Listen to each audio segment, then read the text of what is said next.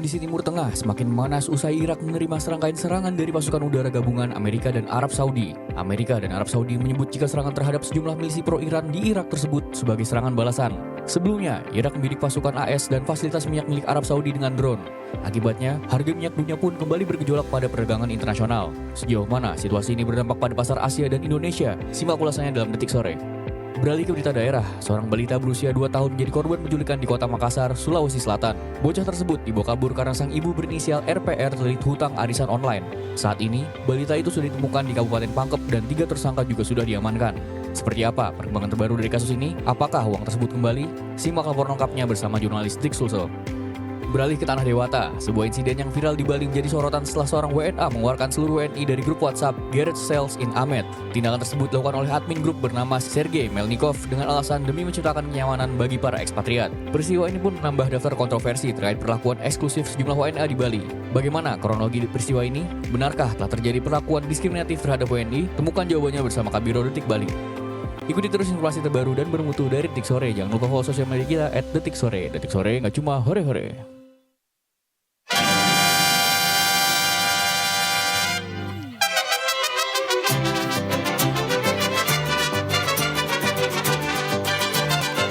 Asik.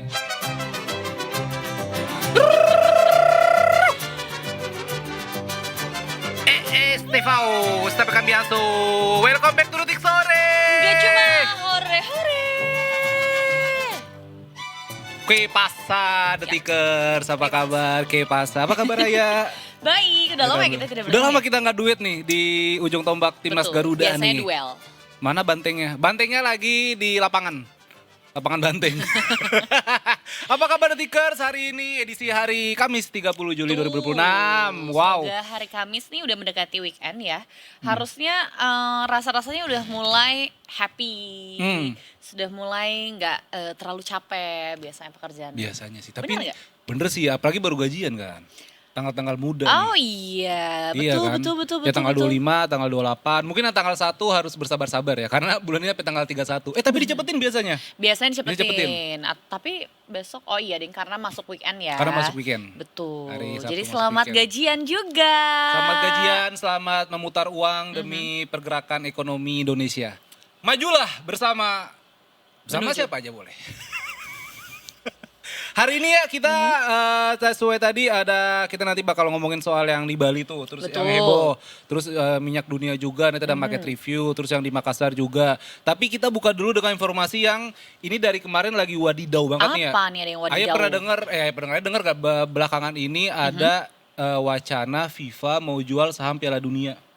Apakah betul? Apa benar? Walaupun itu menjadi kontroversi kan ya, karena kan sejatinya ya Piala Dunia ini kan olahraga begitu Betul. kan. Ketika nanti dimiliki oleh segelintir kelompok gitu, segelintir orang ya pasti takutnya nilai-nilai sportivitasnya tuh dipertanyakan begitu kan. Benar. Nanti kan kalau udah mulai nih ada saham-saham yang dijual biasanya ada ikut campur juga. Nah, itu dia. Itu Tapi deh. tadi malam atau waktu Indonesia bagian barat tadi pagi, Presiden FIFA Gianni Infantino sudah buka suara terkait wacana jual saham Piala Dunia. Oke, apa katanya? Dia menitikberatkan pertama ini masih sebatas wacana dan itu nanti bakal harus mendapat persetujuan dari 211 asosiasi anggota FIFA.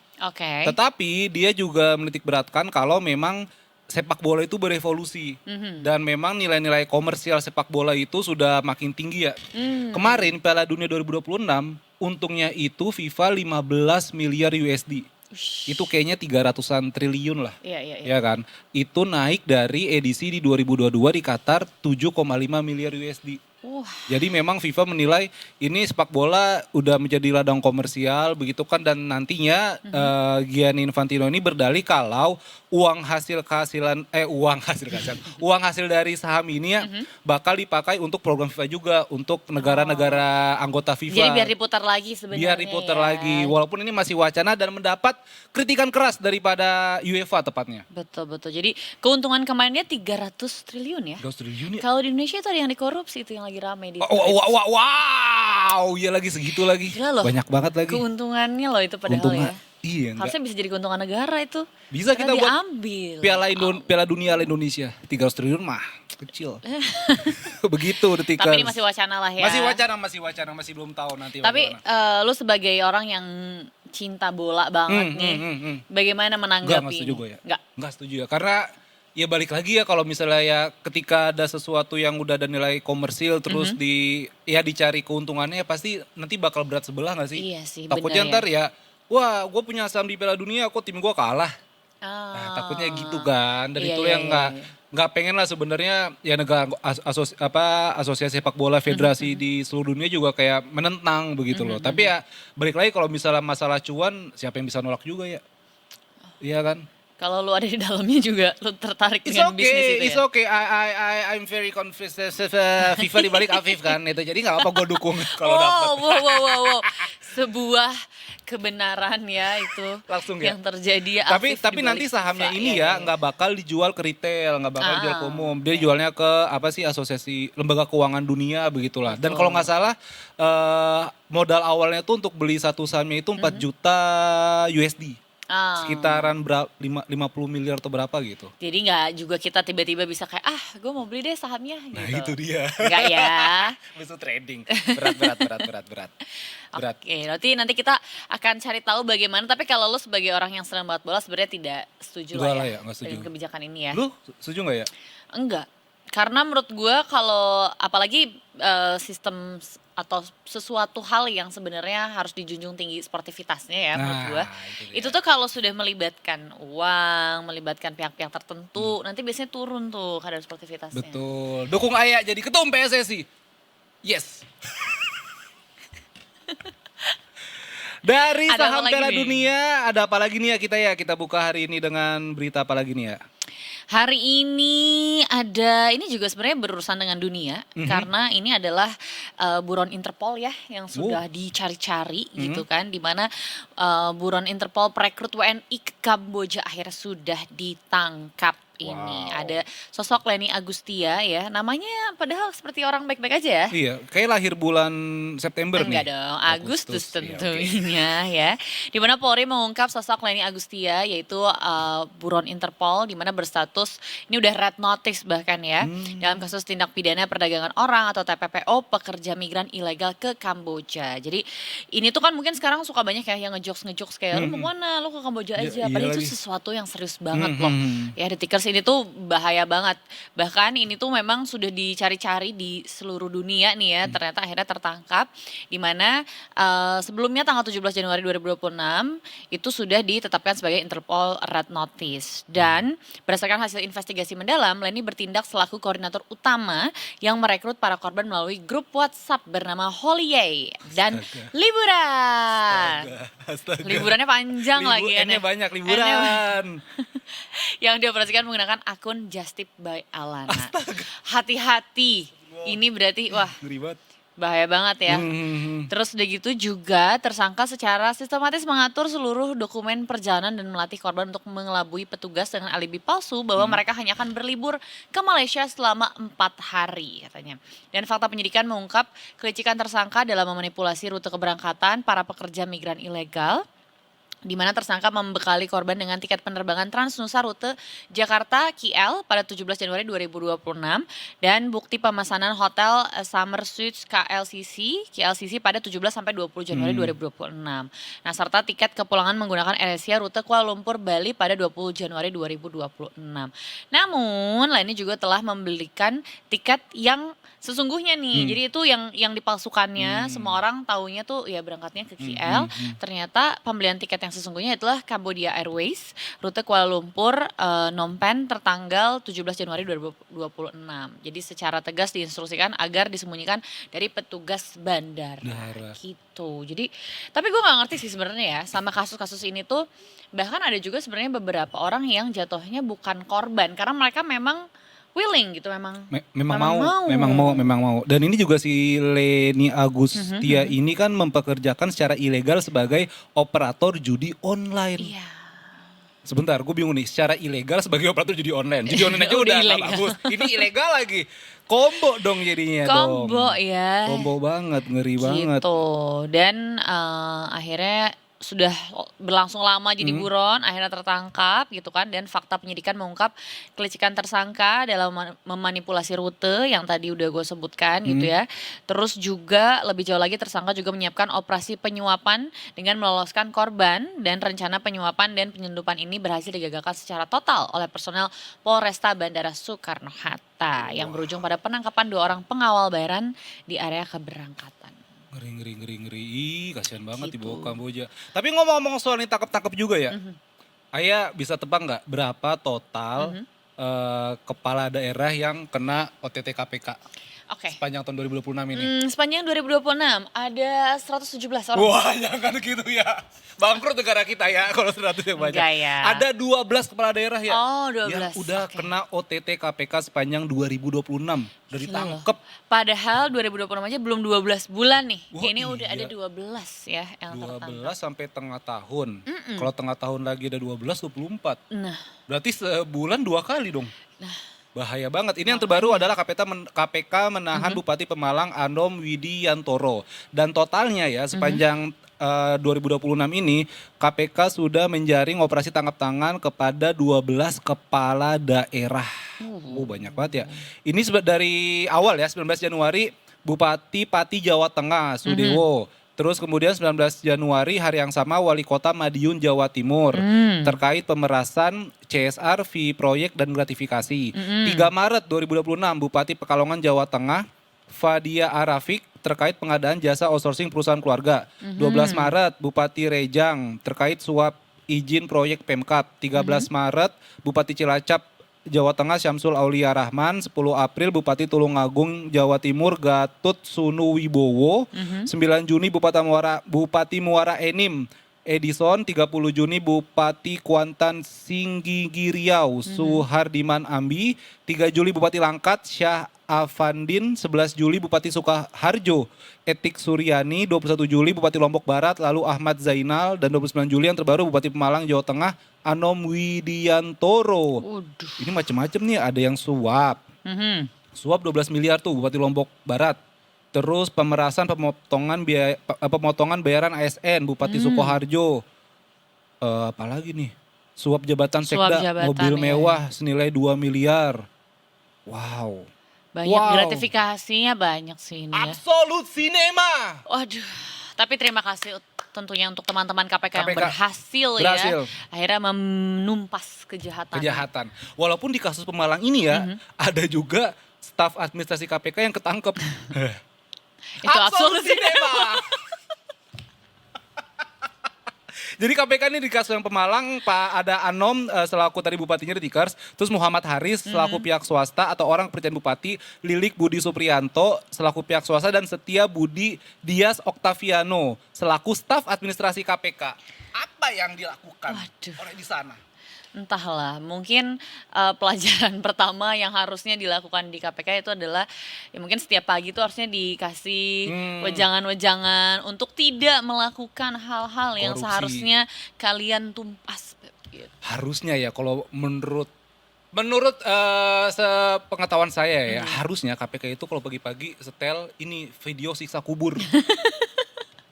Ya kan, nggak usah neraka dulu deh, siksa kubur dulu deh. Soalnya gue kemarin di IG ya ngeliat, jadi kan kalau di IG itu ada kayak misalnya hal-hal terjadi di sekitar kita tapi dijadiin anime gitu kan. Iya. Nah tuh, dan tuh bahasanya bahasa Jepang gitu. Terus gue ngeliat kayak ada yang satu siksa kubur gitu ya. Jadi kayak, watashi wa desu. Itu udah jauh dalam hati gue bahasa Jepang, bahasa Arab kali bang. Nah udah gitu itu beneran kayak kartunnya tuh, ya kan kalau misalnya dalam Islam kan siksa kubur tuh kuburannya bakal begini nih ya, Iya. diampit.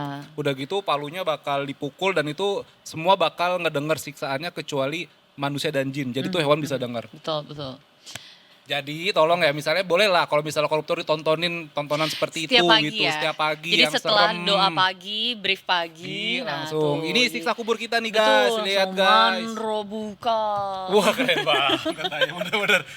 Kebetulan kita di studio Islam itu indah ya, jadi emang ini sekali kita, rohani sekali hari Ya, tapi ini. siapa tahu Betul, kan, betul ya, itu betul. bisa membuat seseorang yang tadinya mungkin udah mau melakukan niat jahat jadi aduh. Dari jadi- kesadar, kayak Muhammad Ali ya, Yang dia selalu ngebawa korek api tuh kan? Iya, iya, Korek iya, gas iya, kan. betul, Dia betul, bilang, betul. kenapa bawa korek gas ya biar gua tahu api neraka tuh bakal lebih sakit daripada Betul. api ini gitulah. Tolonglah para koruptor ini. Karena ini Tolonglah. baru pertengahan tahun ya, ini Mm-mm. baru bulan Juli sudah 12. Jangan sampai 12 lagi sampai akhir tahun gitu Jadi kan. kesebelasan dong. Jadi timnas dong kalau gitu, timnas koruptor. Waduh, berat banget ya. Semoga Berat, ini berat, berat. cepat diselesaikan ya dan dikembalikan juga uang-uang negara ini ya kan. Dan tentunya sekali lagi terima kasih untuk teman-teman KPK. Kalau memang ada nama-nama lainnya nanti mungkin bisa diinfokan ya. Bisa diinfokan. Kita ntar jadi MC-nya ya. Ada lagi nih ya yang geger. Apa tuh ya? Ini kalau tadi kan kita bahasnya tentang uang-uang negara ya. Mhm. Kalau ini ada seorang wanita yang meninggal dunia di kosan. Ini sebenarnya adalah salah satu hal yang kadang gue takutkan sih sebagai orang yang tinggal sendirian Karena lu di ya. kosan juga ya? Lu kos juga ya? Iya, gue ngekos juga gitu. Makanya sebenarnya teman-teman yang ngekos tinggal sendiri itu wajib banget untuk selalu memberitahu orang-orang terdekat kabarnya Kabar. gitu ya.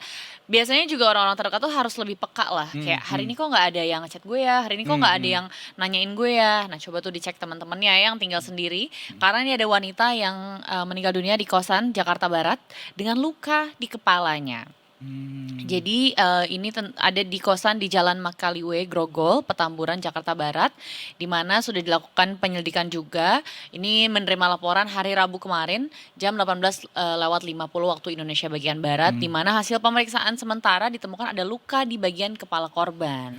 Tapi memang belum merinci nih, apakah luka tersebut tuh hasil dari pukulan benda tumpul misalnya atau justru karena terjatuh mungkin. Jadi memang belum bisa memastikan penyebab kematian korban. Saat ini masih dievakuasi ke rumah sakit dan pemeriksaan visum begitu. Jadi harus coba dicek selalu ya teman-temannya, apalagi ini kondisinya tuh di dalam kamar yang terkunci gitu. ampun. Jadi ada dugaan pembunuhan makanya ya, di mana setelah diselidiki tadi gitu kan, ketika ditemukan ada luka di kepala bagian kiri, di mana ini dianggap sebagai salah satu bentuk percobaan pembunuhan. Dan ini padahal nih ya, ketahuan ya gara-gara penemuan korban dari darah yang menetes sampai ke lantai 1 kosan. Jadi kayak ngalir gitu dari kamar. Bocor ya? Rembes Iya, ya? rembes Iya, di kayak- depan pintu gitu. Ya ampun. Terus netes tuh sampai ke lantai 1. Makanya sampai sekarang masih dikumpulkan lah bukti-bukti dan keterangan saksi di lokasi gitu. Iya sih kalau yang ngekos ya bener-bener kata Ayah ya harus sering-sering ngabarin. Benar, sedih sih menurut gua. Apalagi kalau sejauh dari keluarga gitu. Makanya biasanya sih penjaga kosan tuh lumayan ini ya, lumayan peduli. Kadang Peduli. kalau ngelihat udah lama nggak keluar kamar Keluar, nih, ya. kenapa dicek kayak gitu. Dan memang iya sih kalau gue juga pernah kos juga dulu ya pas kuliah kan, dan memang namanya penjaga kosan tuh jadi bestie lah seenggaknya. Benar. Iya kan. Walaupun kadang ada yang ngeselin, Iya. kadang ada yang galak, ada yang tegas lah, tegas. Iya, betul. Tapi kayak ya udahlah kita ya namanya ngekos begitu kan, kita kan tamu di sana gitu. Begitu. Jadi kan kita geser ke Timur Tengah sebelum break nih. Timur Tengah lagi panas lagi karena ada serangan gabungan dari Amerika Serikat dan Arab Saudi ke Irak yang nyerang kilang-kilang minyaknya punya Iran. Ya. Jadi ini serangan gabungan ini dilancarkan oleh militer Amerika Serikat pada Rabu kemarin ya. Dan juga Menhan Arab Saudi bahkan sudah bertemu Donald Trump usai serangan tersebut. Menhan Arab Saudi yang bernama Pangeran Khalid bin Salman bertemu dengan Donald Trump dan para pejabat Amerika Serikat lainnya di Gedung Putih pada hari Rabu kemarin. Pertemuan ini digelar beberapa jam setelah serangan gabungan AS Saudi yang menargetkan para milisi yang didukung Iran di Irak Timur. Jadi yang serangan gabungan mereka nyerang Iran yang berbasis di Irak begitu Detikers. Nah, Pangeran Khalid sebenarnya tadi dijadwalkan mengunjungi Washington minggu lalu, namun perjalanan itu ditunda menyusul meningkatnya serangan oleh kelompok-kelompok milisi pro-Iran di wilayah tersebut. Dalam pertemuan dengan Wakil Presiden Amerika Serikat, Pangeran Khalid mengatakan kerajaan Saudi tidak akan mentolerir serangan terhadap infrastruktur energi atau target sipil lainnya. Demikian disampaikan sumber yang mengetahui pembicaraan tersebut kepada Al Arabiya. Seperti kita tahu juga kan memang perang Amerika dan Iran dalam beberapa bulan terakhir ini kan juga menarget, ada yang jadi korbannya lah, ada korbannya kayak misalnya Qatar sempat diserang juga, Yordania juga sempat serang, Lebanon sempat diserang, dan memang Arab Saudi ini kalau nggak salah yang beneran keras banget gitu. Kalau misalnya ya mereka sempat ngacem gitu ya, kalau misalnya masih diserang juga kilang minyak kita bakalan serang balik. Dan yang pasti dengan peperangan ini juga harga minyak dunia melonjak. Nah, Naik itulah lagi. sebenarnya yang Yang selalu bikin takut. ditakutkan. Iya kan. Karena berdampak untuk semua orang akhirnya, semua orang di dunia. Padahal kemarin baru banget gue telepon-teleponan sama bokap gue ngebahas tentang harga bensin. Ya semoga nggak naik-naik lagi Nah, gitu itu kan. dia. Ternyata hari inilah. Naik nyaris 8% dan nanti kita di di market review kita juga bakal ngulas lebih dalam ya, apakah nanti kenaikan minyak ini bakal berpengaruh ke pasar Betul. begitu kan, dan juga ya tentunya kepada halayak hidup masyarakat banyak. Benar sekali ya, semoga kita lagi inilah yang biasa terdampak tidak terdampak lagi ya. Iya betul ya, pejuang-pejuang rupiah. Benar-benar harus diperjuangkan ya. Tulang punggung keluarga. Wah. Keluarga Cemara lagi. Selamat pagi Abah. Jadi kan kita break dulu abis ini, tapi sebelum nanti bakal review kita ada berita Nusantara soal ini bikin geger juga di Makassar, penculikan balita gegara apa tadi tuh? Karena belum bayar arisan. Belum bayar arisan, ya kan? Makanya jangan kemana-mana Tikers, tapi di Tik Sore. Gak cuma, Gak cuma hore-hore.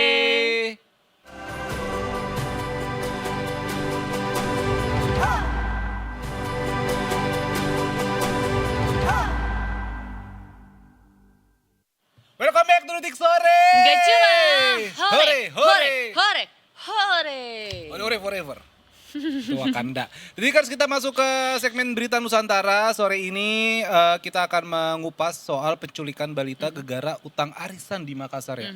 Ya kan. Dan kita mungkin sedikit backgroundnya nih ya. Jadi ceritanya ini ada ibu-ibu berusia 25 tahun yang punya utang warisan online. Ya. Terus dia nggak bisa bayar. Nah terus ada tiga orang yang menculik anaknya, masih berusia 2 tahun kabarnya. Tapi lu pernah ikutan arisan online kayak gini gak? Gak pernah lagi gua. Gak pernah ya? Biasanya memang perempuan sih. Gue juga pernah ikutan tapi online tuh harus yang gak kenal ya. Karena Oh gitu ya? Gua nggak tahu. makanya gue make sure. Karena Oh, biasanya tuh arisan online tuh kita kayak join grup aja, random grup gitu. Cuman gue yang pernah arisan modelan kayak gini ya tapi sama teman-teman. Pernah sih, alhamdulillah sih semua bayar. Jadi tidak ada penculikan di dalamnya. Udah penculikan. Nah untuk tahu lebih lengkapnya Tikers kita sudah terhubung dengan jurnalis Detik Sulsel, ada Reinhard Soplantila di ujung sana. Selamat sore. Selamat sore Afif dan Ayah. Halo, sore. Sore. Ya Reinhard, bisa diceritakan dulu apa latarnya, bagaimana peristiwa ini akhirnya bisa terjadi dan juga dikupas begitu oleh Detik Sulsel. Oke. Ya jadi awalnya kejadian ini berawal dari adanya utang arisan online di mana korban ini sebagai orang yang diberikan uang dari para pelaku. Nah, namun berjalannya waktu tidak ada benefit yang ditemukan dan sesuai dengan perjanjian, maka akhirnya para pelaku ini akhirnya emosi dan tidak percaya pada korban karena uang arisan online tersebut diduga telah hilang. Makanya para pelaku ini mendatangi rumah korban yang berada di sekitar Kecamatan Tamalate, Kota Makassar. Di sana mereka langsung mengambil bayi dari korban bersama dengan pengasuhnya yang dibawa akhirnya ke Kabupaten Pangkep. Ini sebagai jaminan. Dan kasus tersebut akhirnya dilaporkan ke Polrestabes Makassar pada tanggal 5 Juli yang ditindaklanjuti oleh unit PPA Satreskrim Polrestabes Makassar yang melakukan penyelidikan. Kemudian dari hasil penyelidikan diketahui bahwa para pelaku ini bersama dengan bayi korban berada di sekitar Kecamatan Minasate, Kabupaten Pangkep, hingga akhirnya polisi kemudian melakukan koordinasi dengan pihak polsek setempat dan kemudian menjemput dan mengamankan 3 terduga pelaku bersama dengan bayi dan pengasuhnya. Begitu, dan Ayah, kronologis ceritanya. Oke. Sebenarnya sayangnya adalah yang dianggap tersangka duluan sebenarnya yang membuat arisan ini ya, tapi karena mungkin caranya salah, mereka tidak melapor, malah melakukan tindakan kriminal yaitu melakukan ancaman dengan menculik bayinya gitu atau balitanya, ya akhirnya malah jadi berbalik laporannya. Malah bener. Oh ya Reinhard, apakah ada informasi seberapa besar begitu nilai utang arisan online yang belum Iya. dibayar ini? Menurut dari pihak Polrestabes Makassar yang dikonfirmasi bahwa untuk sementara keterangan dari para pelaku dan juga saksi korban ini arisan online ini kurang lebih 300 juta rupiah. 300 juta rupiah. 300 juta ini berarti dari berapa orang yang mengikuti arisan online ini? Nah untuk sementara ini yang masih didata juga oleh pihak kepolisian. Namun untuk sementara 3 orang itu yang diduga ikut serta juga. Oke. Pada saat penculikan itu apakah orang tua korban berada di rumah gitu, maksudnya ketika lagi bersama-sama, atau para pelaku ya masuk diam-diam kemudian langsung membawa kabur begitu Reinhard? Berdasarkan dari keterangan dari pihak kepolisian, pada saat itu memang para pelaku ini bertemu dengan pihak dari korban, orang tua dari balita tersebut, dan kenapa diambil itu sebagai jaminan untuk kedepannya orang tua korban ini mau membayarkan uang arisan online tersebut kepada para pelaku. Oke. Adakah info mungkin arisan online ini sudah berlangsung berapa lama? Untuk sementara belum ada info terkait itu. Baik, kita juga ada interview Kasat Reskrim Polrestabes Makassar yaitu Devi Sujana ya. Berikut cuplikannya. Laporan ini diterima tanggal 5 Juli ya, tahun ini, kemudian kita melakukan serahkan upaya penyelidikan dan ditemukanlah korban bersama para pelaku di suatu tempat. Wilayah Kabupaten Pangkep. Ya, betul. Pangkep. Kemudian pelaku yang berhasil diamankan ada 3 orang, 2 perempuan, 1 laki-laki. Di antara laki-laki dan perempuan itu suami istri. Ya, adapun motifnya bahwa si pelaku ini menduga orang tua dari korban sudah melakukan penipuan atau penggelapan dengan modus uang arisan sebesar 300 juta. Nah, ketika diminta untuk dikembalikan, orang tua korban ini tidak bisa mengembalikan, sehingga diambil paksalah anaknya ini berumur 2 tahun bersama dengan pengasuhnya. Jadi anak ini 2 tahun, yang berumur 2 tahun ini diambil tidak sendiri, tapi bersama dengan pengasuhnya untuk mengurus anak ini juga selama dalam penguasaan dari para pelaku ini selama kurang lebih sekitar 2 minggu. Berarti bisa dikatakan penyekapan gitu? Ya, kita kenakan pasal 451 KUHP. Laporan ini diterima. Iya, baik Reinhard, apakah sekarang ini bagaimana kondisi dari balita yang sempat ditahan atau diculik begitu? Nah, berdasarkan dari pihak kepolisian, pada tanggal 14 Juli saat diamankanlah bayi tersebut bersama pengasuhnya, kondisi dari bayi itu sehat-sehat. Karena pada saat diculik, bahwa pengasuhnya juga ikut bersama dengan bayi tersebut dengan tujuan agar bayi ini tetap terawat pada saat berada di Kabupaten Pangkep. Ya. Jadi memang sebenarnya pada akhirnya niatnya bukan penculikan ya, karena Iya, lebih mbaknya juga dibawa, Mbaknya juga ini dibawa tuh, buat diajak. jaminan begitu kan? Iya, betul. Karena ini mungkin salah satu bentuk ancaman karena geram ya. Karena angkanya ternyata tidak kecil kan, hingga hampir 300 juta bahkan ya. Berarti sampai saat ini masih dilakukan penyidikan atau 3 orang yang tadi dianggap tersangka apakah sudah dibebaskan mungkin?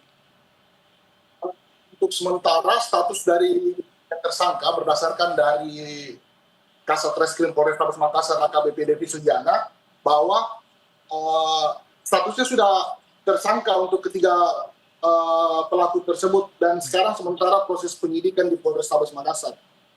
Oke, dan ini ancaman pidananya maksimal 12 tahun begitu Reinhard ya? Benar. Wow.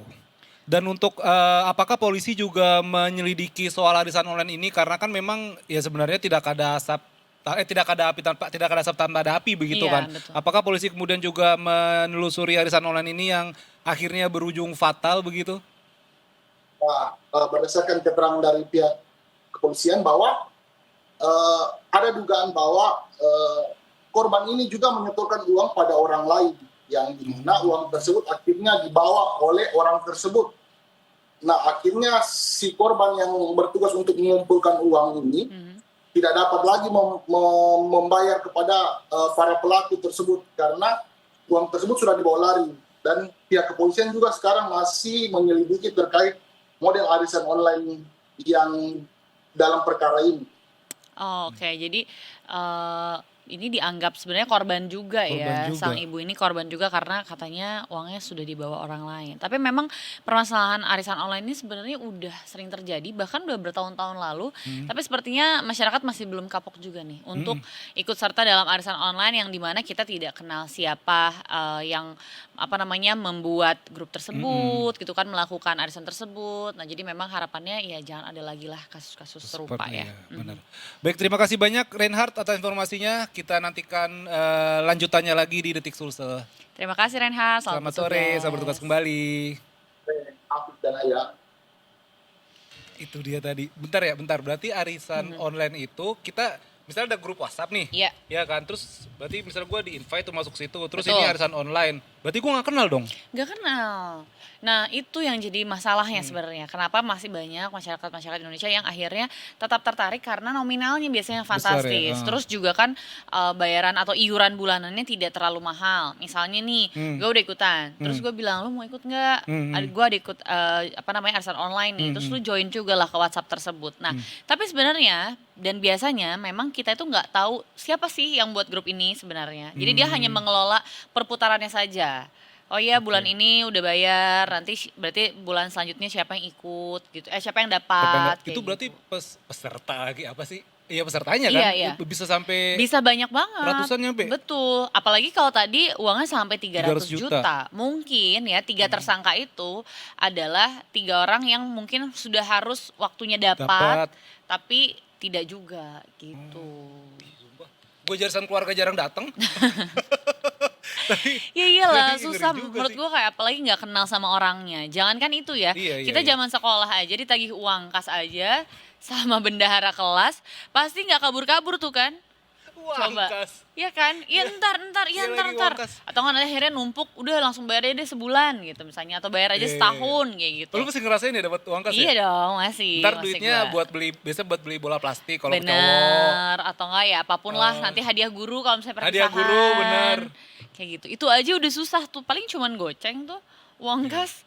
Apalagi ini, banyak Iya, orang yang ikutan, kita nggak kenal siapanya ya kan. Terus kita juga nggak tahu uang kita tuh diberikan kepada siapa, di mana gitu. Ya bahaya lah Bisa sebenarnya. dibawa kabur ya kan. Walaupun tadi ya sebenarnya gue berharap yang tiga terduga pelaku walaupun dapat tersangka ini Iya. juga dapat keadilan juga kan. Karena mereka Iya. juga mereka menculiknya ternyata sambil Niatnya ya dibawa mbaknya susternya dibawa gitu. dan anaknya juga nggak luka-luka betul Benar. dan juga dia dirugikan juga sebenarnya. Iya, kan. cuman ya memang kita tidak membenarkan ya, Iya. memang caranya kurang tepat. Karena sayangnya itu, kenapa nggak lapor aja ya kan? Kalau mungkin melakukan pelaporan, ya akhirnya bisa ditindaklanjut lebih baik gitu. Iya, iya. Makanya harus hati-hati lah sekarang. Apapun yang sifatnya online, itu harus waspadalah. Kalau cari jodoh online, waduh juga, itu apalagi ya? Nggak works lagi di gue. Ternyata Gunardi gimana Gun? Enggak, Gunardi udah ada, jangan. Dia Ternyata udah ada, tidak berhasil. jodoh udah berhasil ya. Oh iya. Udah menemukan Tapi tambatan orang-orang hati. tuh sekarang bahasanya gitu. Udahlah cari jodohnya organik aja lah gitu. Oh organik? Iya disebutnya organik. Maksudnya tanaman-tanaman bukan? Enggak, yang ramah lingkungan. Ramah lingkungan, yang organik. Jadi carinya langsung aja, nggak usah lewat online gitu. Dikenalin temen aja. Iya. Jadi gimana? Punya temen nggak? Oh gitu iya. Tuh gue masih belum organik. Gue tuh kalau di redaksi ya organik tuh oh berarti tulisan kita asli gitu kan. Ya, tapi benar, karena Iya, itu bener, disebut bener. asli. Apa lawannya organik tuh? Apa sih? Ini organik aja ya guys. Ini yang bukan organik tuh apa? Apa sih? Iya itu istilahnya iya, itulah iya. pokoknya itu ya. Anorganik. Anorganik. Non-organik.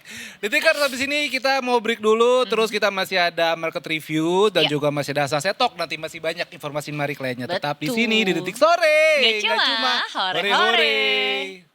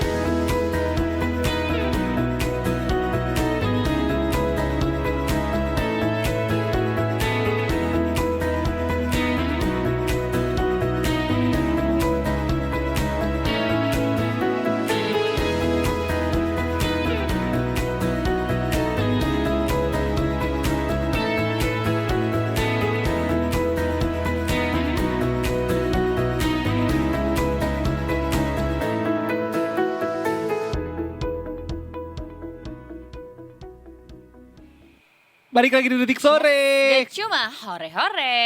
Wah, ada yang terbang tinggi ya. Tapi it's not plane, it's not bird. It's IHSG. Wow. IHSG hari ini melonjak ya. Melonjak banget. Ini baru ya. ditutup loh ya. Jam 16.02 sih. Di sini jam berapa? Ya kan 16.02 bener Iya, kan? betul. Ditutup dengan angka 6.000 lebih tinggi daripada ini ya. 6186.36 atau naik 1,56% atau plus 94,98%. Mantap.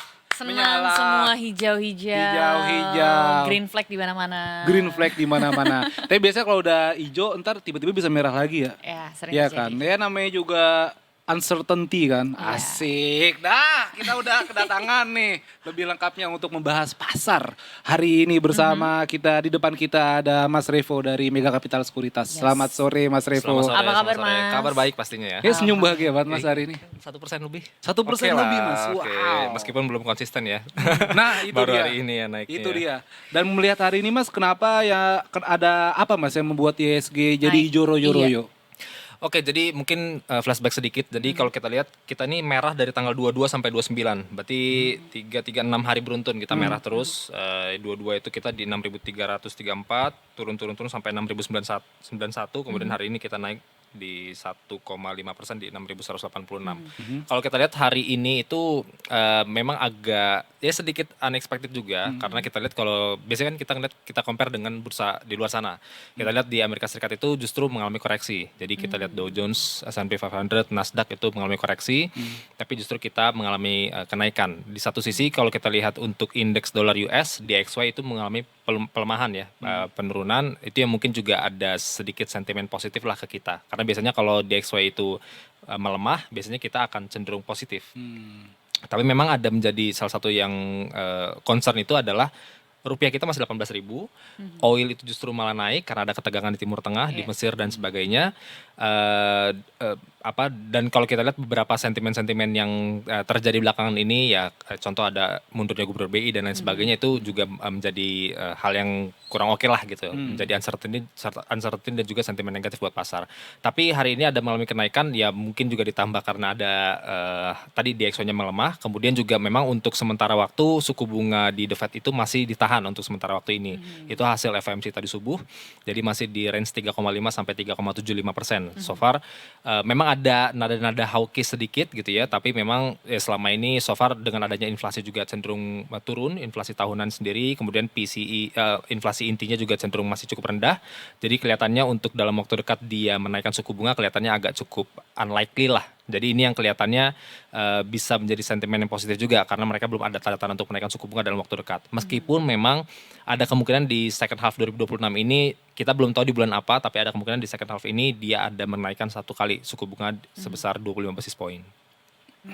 Wow. Jadi sebenarnya banyak penyebabnya ya yang bisa bikin hijau walaupun berbarengan dengan penyebab-penyebab lain yang memungkinkan untuk turun lagi. Turun sebenarnya. lagi, jadi uncertainty masih banyak juga sih yang kita tunggu di depan ya. Kita tunggu depan. Dan yang udah ada di depan ini Mas kan sekarang Timur Tengah bergejolak lagi nih. Betul. Amerika sama Saudi nyerang Iran Iran. yang basisnya ada di Irak. Ya. Harga minyak dunia tuh melonjak sampai 8%. 80-an. Dan apakah ini nanti ke depannya ya bakal terus melonjak atau mungkin justru ini bisa juga peluang untuk melihat emiten-emiten yang di sektor energi begitu Mas? Satu hal yang perlu kita ketahui dengan kondisi kayak gini akan ada, ini saya coba dari beberapa ekspektasi dari pelaku pasar ya. Kelihatannya ini akan ada new normal untuk harga oil memang. Jadi kalau kita lihat dulu mungkin harga oil itu $60 per barel, sekarang mungkin new normalnya bisa di atas itu. Ya mungkin $70-80 per barel itu udah jadi new normal lah kayak gitu.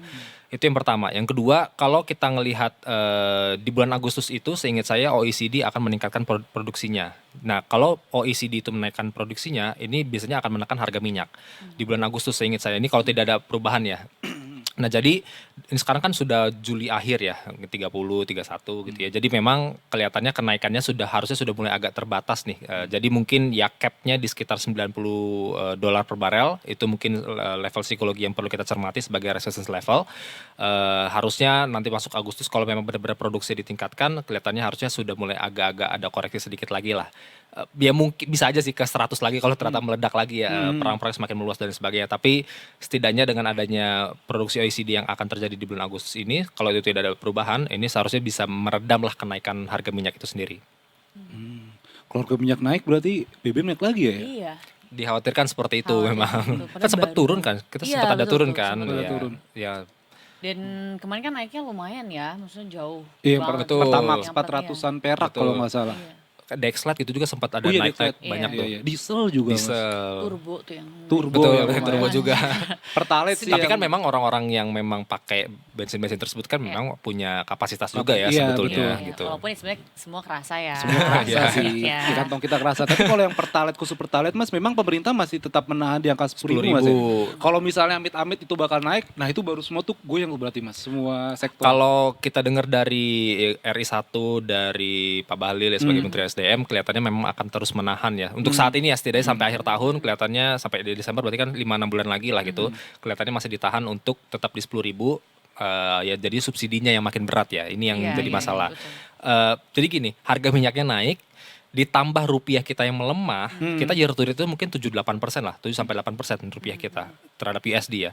Jadi dua kombinasi ini bikin beban APBN untuk mensubsidize BBM itu jadi Iya. makin tinggi. Ini memang jadi kendala ya. Memang makanya harapannya juga oil nggak setinggi itu. Itu yang pertama. Yang kedua soal rupiahnya kita jangan sampai kalau bisa jangan sampai bertahan di stay di angka 18.000 lah. Kalau bisa 17,5, 17,6 kayak gitu sih.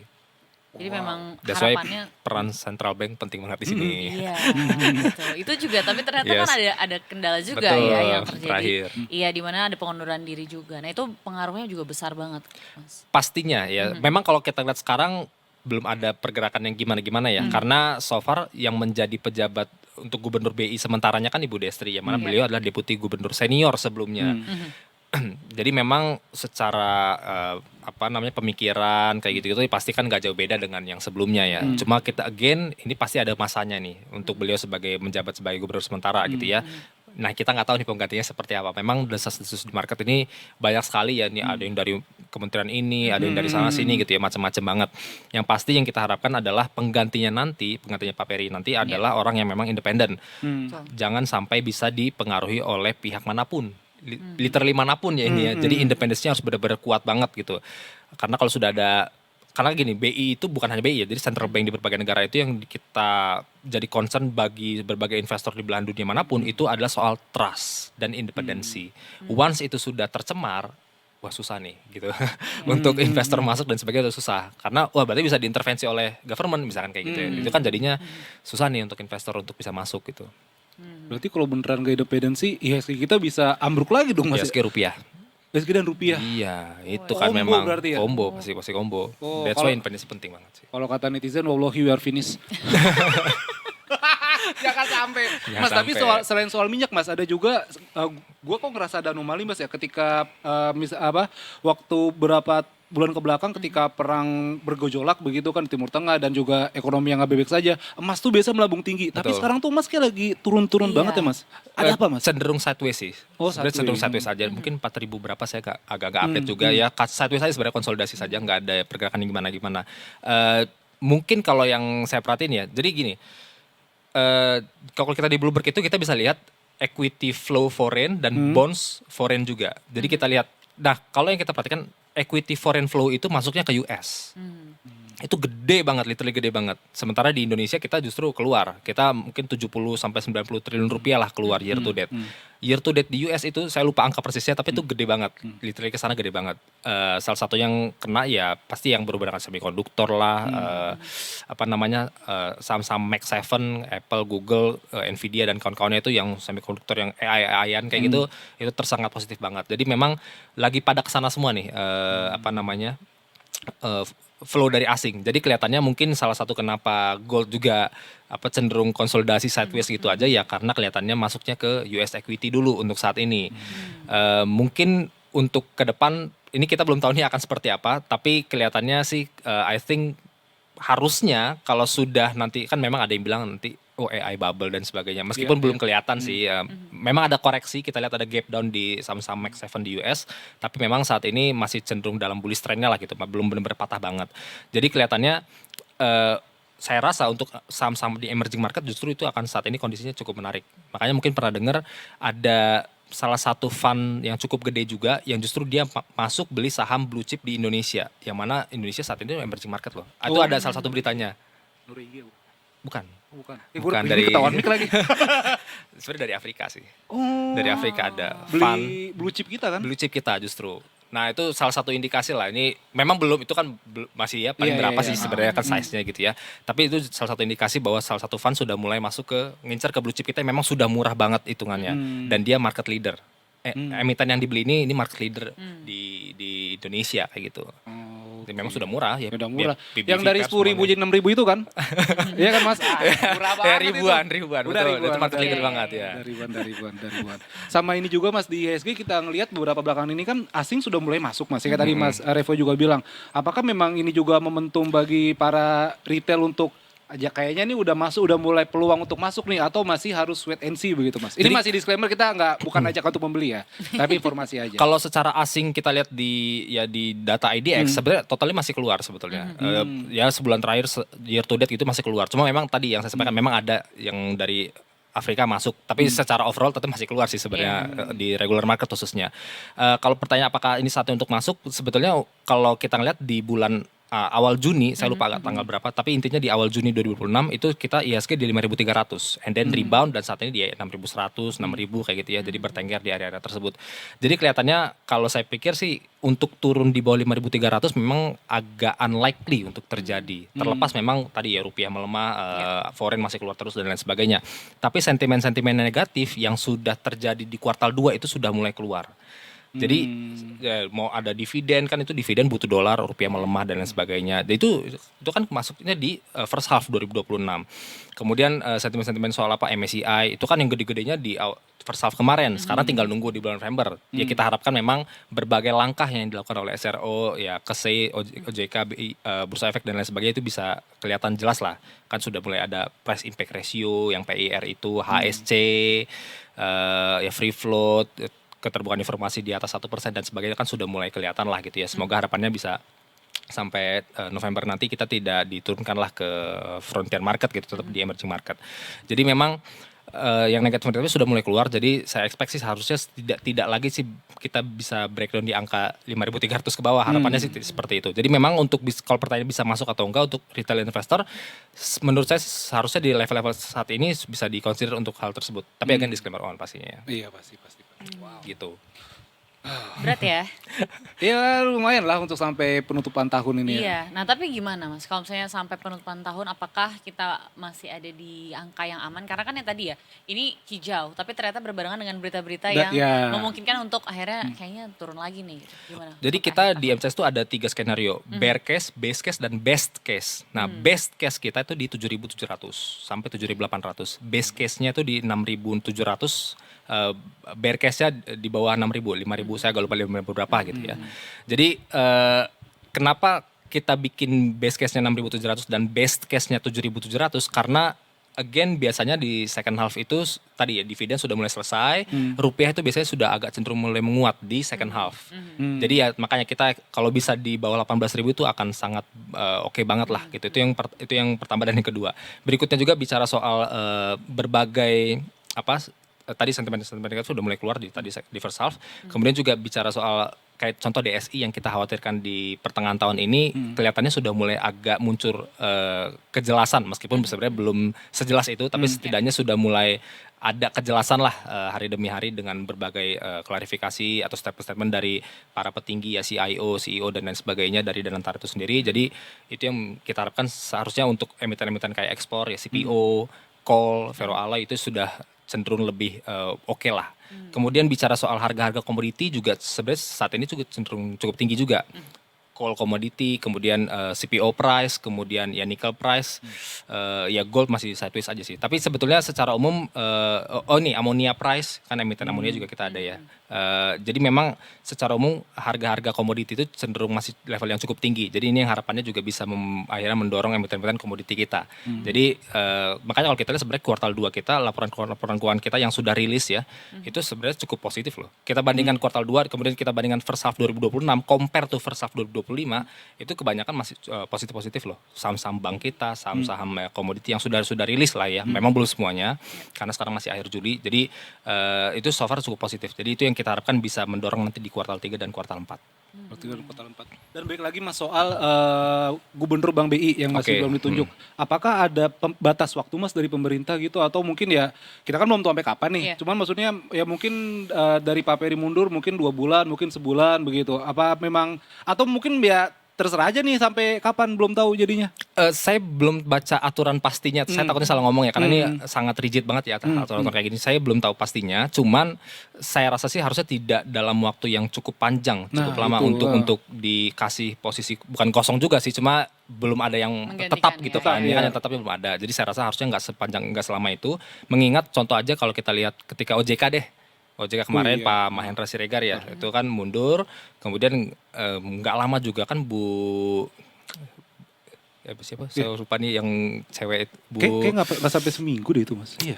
Iya, yang ketua OJK yang baru itu menjabat Bu Kiki menjadi ketua OJK, itu nggak lama. Kemudian Bursa Efek Indonesia saat itu Pak Iman Rahmat kalau nggak salah mundur, kemudian nggak lama juga Pak Jeffrey menjadi jabat sementara, kemudian akhirnya nggak lama jadi yang tetapnya gitu. Jadi memang harusnya sih nggak selama itu, apalagi ini posisinya posisi yang penting ya, strategi. Nah, apa PR buat nanti Gubernur BI Mas? Karena melihat ya kita udah tengah tahun begitu kan.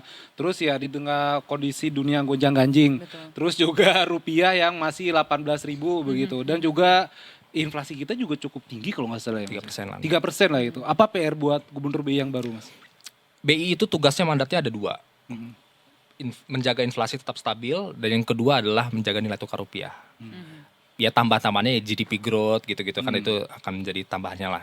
Nah, inflasi kita 3%. Well, basically untuk target inflasi BI itu dari mungkin saya lupa 1-2 tahun lalu sampai di tahun ini pun itu di 2,5 plus minus 1%, which is 1,5 sampai 3,5%. Dan sekarang seingat saya 3% itu masih dalam range itulah. Memang udah agak-agak ngeri ya, udah agak ngeri di atas 3,5. Cuma 3% itu masih di dalam range tersebut. Jadi masih dalam target BI sebetulnya inflasi. Nah sebetulnya masalahnya itu di sisi rupiahnya untuk saat ini. Rupiah dan juga nanti GDP growth. Karena gini, kalau kita, ini salah satu caranya ya untuk bikin rupiah menguat adalah menaikkan suku bunga. Salah satu caranya. Dengan menaikkan suku bunga, nah yang jadi masalah itu soal nanti kredit growth kita. Ketika kredit growth kita bermasalah, artinya kan susah untuk tumbuh kredit growth karena suku bunganya tinggi. Oh, siapa orang yang mau minjem kan gitu kan ya. Bisnis dan juga retail kayak kita. Ketika kredit growth-nya itu bermasalah atau turun lah, declining gitu, maka nanti GDP kita akan cenderung juga cukup rendah. Itu sebetulnya yang masalahnya. Jadi BI itu posisinya harus dia kayak menyeimbangkan air gitu loh. Jadi harus nggak boleh terlalu ngegas, nggak boleh juga terlalu ngelus gitu. Nggak terlalu ngerem juga. Jadi dia harus ngejaga-jaga. Makanya ada namanya kebijakan likuiditas makroprudensial, KLM, ada dengan SRBI, ada ini, ada itu, dan sebagainya untuk menarik inflow asing, dan pokoknya banyaklah jurus-jurus BI untuk menjaga supaya tetap rupiah tetap bisa stabil, mungkin nggak sampai overshoot melemah gitu, ya stabil 18.000 segitu-segitu dulu baru nanti menguat.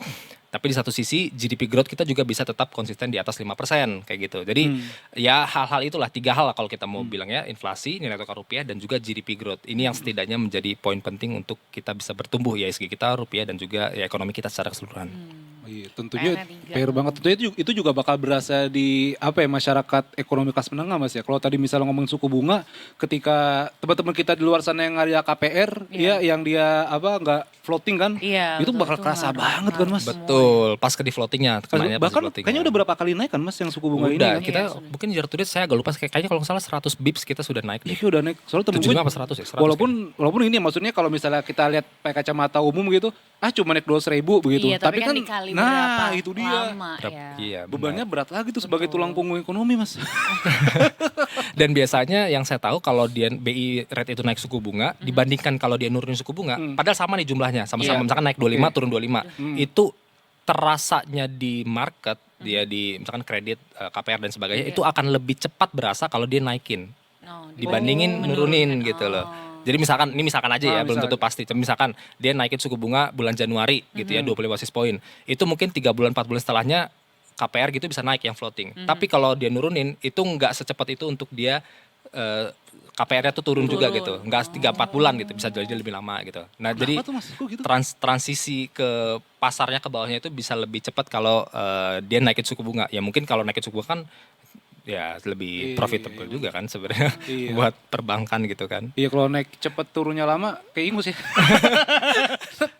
Turunnya lama kan. Ini lama pelan-pelan.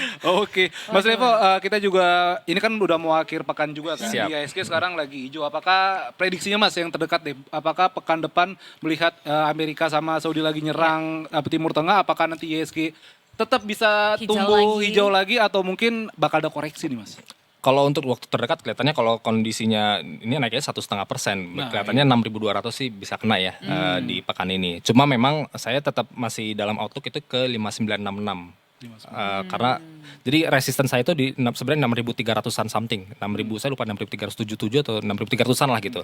Itu level yang perlu jadi concern karena ketika itu belum tembus artinya 5966 itu masih menjadi target lah, 5966. Tapi ketika itu tembus berarti udah invalid tuh 5966-nya. Kita tinggal tarik nanti target di atasnya di berapa. Seperti itu sih. Oke, baiklah. Bisa kali ini habis Bisa gajian kali. nabung saham ya kan. Udah gajian kan ini? Udah dong. Ini minggu-minggu gajian semua Minggu ya. gajian. Tikers, jadi harusnya sih sudah mulai mumpung hijau, semua mungkin lagi tenang-tenangnya Tenang-tenang aja. ya. Yuk. Cepat lakukan lah. Walaupun cuma sebatas lewat aja ya. Iya. Gitu. Karena ini gajian udah transfer sana sini. Makasih banyak Mas Siap. Revo informasinya. Terima kasih banyak, Sehat Mas selalu Revo. Mas. Habis ini kita break dulu lah ya. Iya dong. Kita break dulu, nanti kita masih banyak informasi menarik lainnya. Terus juga ada Sase Talk nanti jam 5. Tuh, Oke. jadi jangan deh. kemana-mana Detikers, cuma di Detik Sore. Nggak cuma hore hore.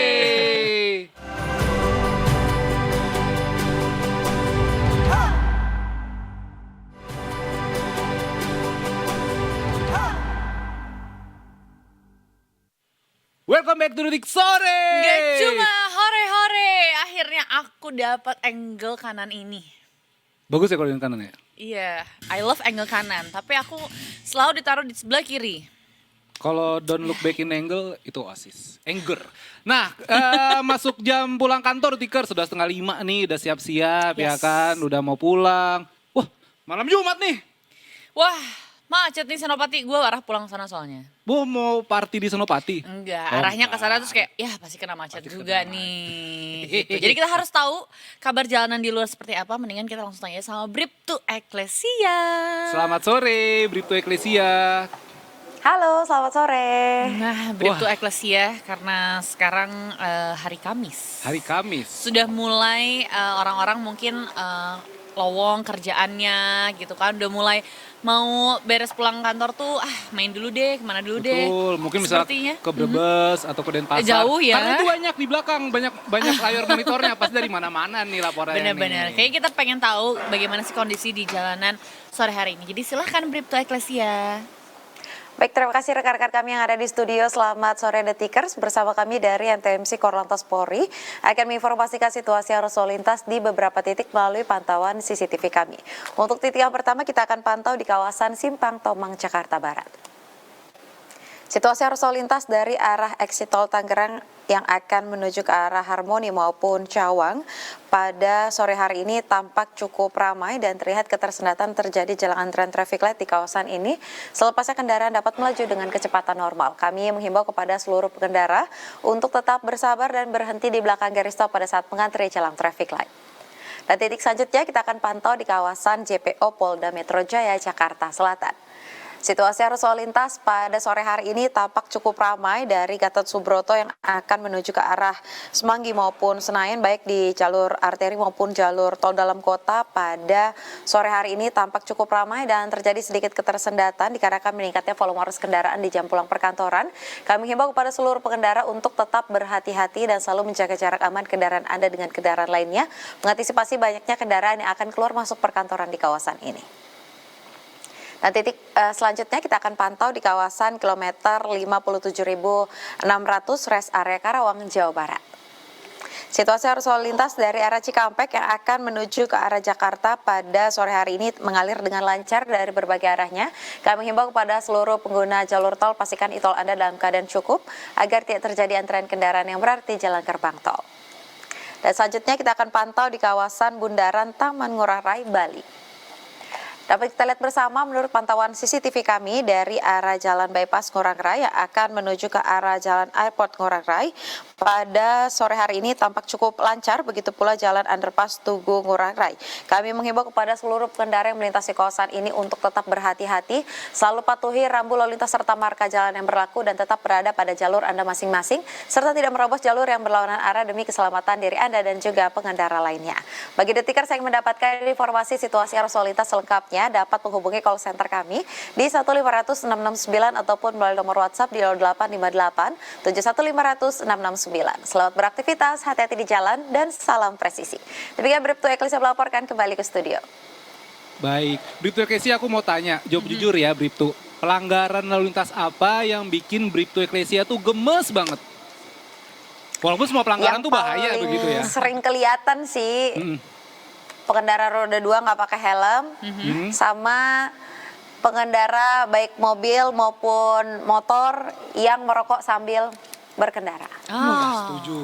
Sama Iya, lagi. ya, itu membahayakannya nggak cuma diri sendiri tapi juga orang lain Orang ya. lain, Iya, mata betul. jadi kena abu begitu Iya, kan. benar. Kalau aku ada satu Bribtu Eklisia yang aku gemes banget, yaitu kalau misalnya ada garis lurus kan ada garis putus-putus sama lurus. Iya, betul. Nah kalau di garis lurus itu orang-orang tuh masih suka ngambil jalannya. Iya, pindah jalur Pindah ya. jalur, Padahal karena kan tidak bahaya itu. Betul. Iya kan. Itulah ya kasus-kasus yang bikin gemes ya kalau Bikin kata gemes. Afif ya. Gemes tuh kayak lucu gitu visualnya. Iya. Pengen dicubit abis itu kena surat tilang ya kan. Kamu ngelanggar nih. Terima kasih banyak Bribtu Eklisia atas Terima laporannya. kasih. Terima kasih, Selamat selamat sore, bertugas kembali.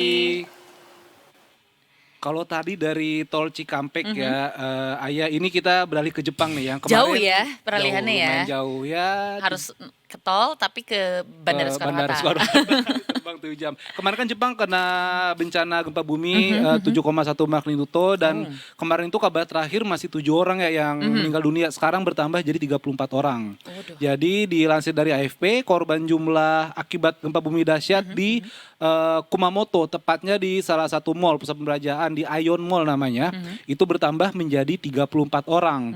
Dan di di beberapa situs media internasional ini ramai soal permintaan maaf ya dari presidennya Japanese Mall Operator Ion Presiden, namanya Akio Yoshida.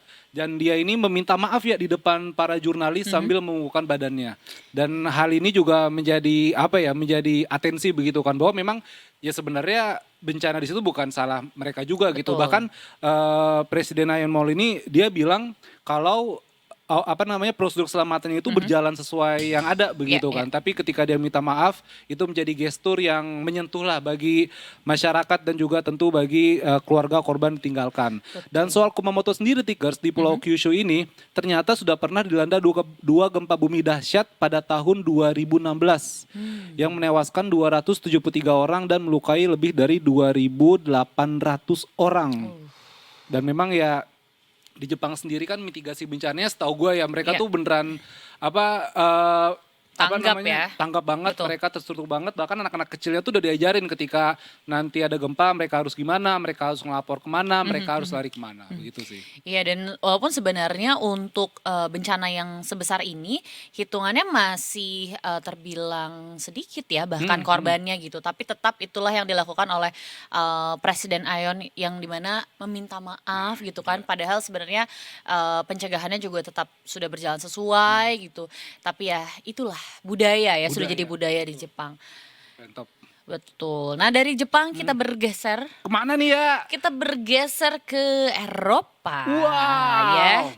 Kita flight lagi ke Eropa, tapi kali ini juga sebenarnya ini karena cuaca juga, karena dunia yang sedang mungkin tidak baik-baik juga ya, di mana memang Eropa ini sudah dilanda panas yang luar biasa. Jadi levelnya ini sudah merah ya, di mana ini sampai melewati 40 derajat Celcius, kayak orang lagi demam tinggi. Astaga. Tapi 40 lo derajat. bayangkan ini matahari gitu ya. Serasa kayak umroh tuh.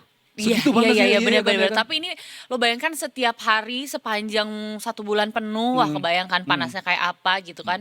Dan ini sudah masuk ke gelombang panas ekstrim. Terus juga ini ada beberapa negara yang dilanda gelombang panas. Yang pertama ada Spanyol, di mana Badan Meteorologi Spanyol ini mengeluarkan peringatan merah yaitu bahaya luar biasa hari Kamis tanggal 23 Juli lalu, di mana panasnya ini mencapai 44 derajat Celcius. Banget itu. Gitu. Dan peringatan oranye dan kuning juga ada di beberapa wilayah timur dan tengah Spanyol, di mana kisaran 30 sampai 40 derajat. Jadi bahkan yang paling ya tidak begitu panasnya pun tetap panas 30 derajat gitu kan sampai 40 derajat. Terus juga terjadi di Prancis, di mana di Prancis ini mengalami peningkatan suhu ya dari 20 sampai ke 30 derajat Celcius. Dan walaupun memang mungkin mereka kalau datang ke Indonesia nyarinya panas ya kan, buat berjemur ya kan, biar tanning, tapi dikasih sebulan penuh juga kayaknya ampun sih ya. Ampun banget. Dan kekeringannya juga terjadi, ini ada kekeringan parah juga di mana mempengaruhi permukaan sungai di seluruh negeri, di mana berarti aktivitas wisata orang-orang di wilayah tersebut juga jadi terbatas. Di Portugal juga sama, sampai 40 derajat Celcius, lalu di Italia. Di Italia ini 37 sampai 38 derajat Celcius, dan ada di Yunani ya, di mana kalau di Yunani ini sampai 41 derajat Celcius. 1 derajat dan larangan bekerja di luar ruangan di tengah hari. Yes. Wah, nggak bisa WFL dong, work from lapangan. Ya kan, misalnya mau ke Panas ya. panas banget, nggak bisa Di jadinya. lapangan. Dan ada Kroasia juga yang meningkat tentunya suhunya sampai 30 derajat Celcius. Walaupun kalau di Jakarta sih hari-hari ya 33 kayaknya. Iya ya. Tapi biasanya kalau suhu gitu ya, apa ada yang feels like-nya ya nggak sih? Betul. Ini kita di Jakarta nih sekarang 30 derajat Celcius. Tapi ya walaupun ya kita juga lagi panas sih, panas banget. Iya, lagi panas. Memang sebenarnya ini di Jawa Tengah lagi iya. apa? Bediding. Bediding. Bacanya gimana sih Pak? Bediding? Bediding? Bediding. Bediding. Bediding tuh apa, Mas Hensa? Dingin banget Oh, istilahnya. dingin banget. Ya. Itu mereka di sini juga, di sini tuh kalau siang, ayah ngerasain nggak siang tuh panas banget. Pas malam tuh kayak dingin banget anginnya, tapi nggak hujan. Oh iya, sudah tidak hujan, anginnya tapi kencang banget. Tapi kenceng banget anginnya. Betul, karena kerasa ya mobil jadi lebih gampang berdebu. Ah iya lagi, iya. Jendela Kerasanya di rumah, situ. kendaraan bermotor. Benar. Ya memang lagi panas juga mungkin ya udaranya di beberapa titik gitu, di beberapa wilayah. Jadi pastikan ya keluar rumah menggunakan sunscreen karena bahaya loh. Ini yang namanya matahari tuh bahaya banget, bisa terjadi kanker kulit juga bahkan kan kalau lebih parah dari ini. Terus juga pastikan mungkin bawa payung. Terus juga jangan lupa angkat jemuran karena takut kering ntar jadi kerupuk. Lu tau gak sih kan, ya kan jemuran-jemuran yang udah kelamaan di luar gitu, saking panasnya ya. Benar-benar ya sih, panas banget emang. Bahkan juga di Barcelona ini di Spanyol itu pecahkan rekor suhu terpanas dalam 112 tahun. Wow, itu 40,5 derajat Celcius. Ih, Ih panas banget sih, tapi kebayang. Bayang sih panas Panas banget. banget. Cuma takutnya nanti ya biasanya kalau kemarau panjang gini ntar bulan berbernya yang hujannya juga panjang biasanya. Oh iya, Karena betul, ekstrim gini betul, tuh soalnya kan. betul. Kalau di Jakarta lagi ada rencana Modifikasi. modifikasi cuaca. Sebenarnya modifikasi cuaca ini juga waktu yang awal-awal tahun ya, karena hujan besar kan. Iya benar-benar biar nggak Itu banjir. iya, biar nggak banjir. Nah ternyata ini juga mau dilakukan lagi untuk 2 sampai 3 pekan ya. Karena 3 pekan. iya, karena sudah 2 sampai 3 pekan tanpa hujan, maaf. Tanpa hujan di Jakarta, jadi mau dilakukan modifikasi. Gitu. Dan ini juga Pemprov DKI seperti kata Pak Gubernur Pramono Anung akan konsepnya berbeda dengan yang biasa dilakukan saat musim hujan. Ya. Sebelumnya rekayasa cuaca dilakukan untuk mengalihkan hujan ke laut guna mengurangi risiko banjir. Kini tujuannya justru menghadirkan hujan di Jakarta. Tapi tentu kita ya kalau modifikasi cuaca begini kayaknya nggak bisa langsung sehari jadi ya nggak sih? Ya? Iya. Kayak ada butuh prosesnya dulu begitu kan. Butuh proses pastinya ya. 2-3 pekan. Wow, oke. Iya, tapi memang sudah tidak ada hujan sih, berapa lama Udah ini lama kan. banget. Kecuali kota Bogor ya, kan Bogor kota hujan, ya kan. Cuma kalau Jakarta kayak Bandung hujan nggak ya tempat lu ya? Enggak sih. Sana nggak hujan juga? Enggak, nyokap bokap gue juga belum cerita ada hujan-hujan lagi mereka. Gila, lagi panas banget berarti Betul, lagi panas terik. Tapi iya karena kerasa sih, maksudnya ketika lo berkendara menggunakan mobil atau transportasi umum juga tidak sedingin biasanya. Biasanya, Karena iya. cuacanya Panas. lagi terik sekali nih panasnya. Tapi yang jadi males ya, kalau misalnya ntar gua cuci mobil, cuci motor, besoknya hujan. Nah itu gue takut, sampai sekarang gue belum cuci motor nih. Itulah ritual memanggil hujan yang sesungguhnya. Gue Ya. kemarin, ntar weekend kayaknya cuci motor enak nih. Ntar Senin hujan kali. Iya. kan, tau-tau. Sampai tebel banget debu lu kan ini sekarang motor lu. Asli, Udah. pakai sekop begituin. Detikers, kita masih punya segmen terakhir, ada Sunset Talk yang juga ini nggak kalah menarik. Ya. Yang kemarin lagi rame fenomena komunitas Lari. WNA di Bali, Betul. khususnya lari, dan warga negara Indonesia dilarang masuk. Bahkan dikeluarin dari grup. Dikeluarin. Cobaan apa lagi untuk WNI ini? Oh my Bener-bener God. Bahkan di negara sendiri. Nah itu Kita dia. yang diusir. Oh now. Tidak.